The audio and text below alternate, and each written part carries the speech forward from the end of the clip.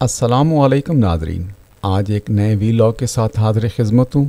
چلیں جناب، آج ہم آپ کو ایک پرندہ ہے جس کا نام ہے ہدہد، اس کی کہانی سناتے ہیں جی۔ ہدہد وہ واحد پرندہ ہے جو زندگی میں صرف ایک بار شادی کرتا ہے اور اپنے جیون ساتھی کی وفات کے بعد وہ اکیلے ہی زندگی گزارتا ہے۔ ابتدا میں یہ اپنی مادہ کو کھانے میں کوئی چیز پیش کرتا ہے، اگر وہ اسے کھا لے تو اس کا مطلب یہ ہے کہ وہ شادی کے لیے راضی ہے۔ پھر نر اس مادہ کو اپنے گھونسلے کی طرف لے کر جاتا ہے، جو اکثر اوقات کسی درخت میں سوراخ کر کے بنایا ہوتا ہے۔ اگر اسے گھر پسند آ جائے تو دونوں رشتہ ازدواج میں منسلک ہو جاتے ہیں۔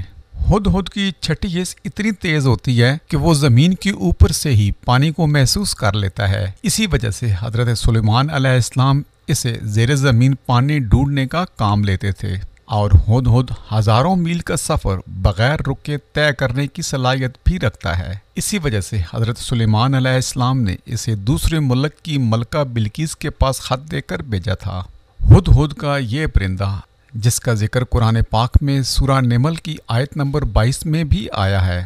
حضرت سلیمان علیہ السلام اور ہدہد کی بات چیت کا ذکر اس طرح سے ہے کہ ایک مرتبہ حضرت سلیمان علیہ السلام اپنے دربار میں پورے جاہ و جلال کے ساتھ تشریف فرما تھے۔ انسان، جنات، حیوانات کے نمائندے بھی موجود تھے، لیکن پرندوں میں ہدہد موجود نہ تھا۔ فرمایا، کیا بات ہے کہ ہدہد نہیں آیا؟ اگر وہ واقعی غیر حاضر ہے تو اس کو سخت سزا ملے گی، یا پھر اس کو ذبح کر دیا جائے گا، یا پھر وہ اپنی غیر حاضری کی معقول وجہ بیان کرے۔ اسی غضب میں تھے کہ ہدہد حاضر ہو گیا اور حضرت سلیمان علیہ السلام کے سوال پر کہنے لگا کہ میں ایک یقینی خبر لایا ہوں جسے آپ نہیں جانتے۔ وہ یہ ہے کہ سبا کے ملک پر ایک ملکہ حکمرانی کرتی ہے۔ اللہ نے اس کو سب کچھ دے رکھا ہے اور اس کا تخت نہایت عظیم الشان ہے۔ ملکہ اور اس کی قوم سورج کی پوجا کرتے ہیں، وہ اللہ واحد کی عبادت نہیں کرتے۔ شیطان نے ان کی سورج پرستی کو ان کے لیے خوشنما بنا دیا ہے۔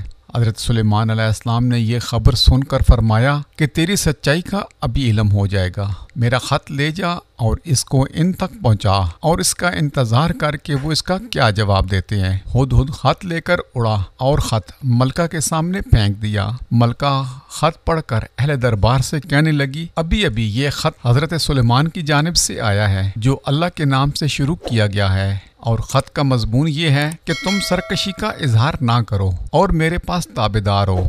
وزیروں نے کہا، جہاں تک مرغوب ہونے کا تعلق ہے اس کی ضرورت نہیں، کیونکہ ہم طاقتور اور جنگی قوت کے مالک ہیں، البتہ آخری فیصلہ آپ کے اختیار میں ہے، جو مناسب سمجھے فیصلہ فرمائیں۔ ملکہ نے کہا کہ بے شک ہم طاقتور ہیں، لیکن حضرت سلیمان علیہ السلام کے معاملے میں ہمیں جلد بازی نہیں کرنی چاہیے۔ میرا خیال ہے کہ پہلے اپنے نمائندے بھیجو اور جو ان کی خدمت میں تحائف پیش کریں، اس سے ان کی شان و شوکت اور مزاج کا اندازہ لگائیں کہ وہ ہم سے کیا چاہتے ہیں۔ اگر واقعی وہ قوت اور شان و شوکت کے مالک ہیں تو پھر ان سے لڑنا فضول ہے، کیونکہ فاتح بادشاہوں کا وتیرہ ہوتا ہے کہ جب وہ کسی شہر میں فاتحانہ طور پر داخل ہوتے ہیں تو اس شہر کو برباد اور باعزت شہریوں کو ذلیل کرتے ہیں۔ جس وقت ہدہد نے یہ خط دربار میں ملکہ سبا کے سامنے پھینکا، اس وقت وہ سورج کی عبادت کے لیے تیاری کر رہی تھی۔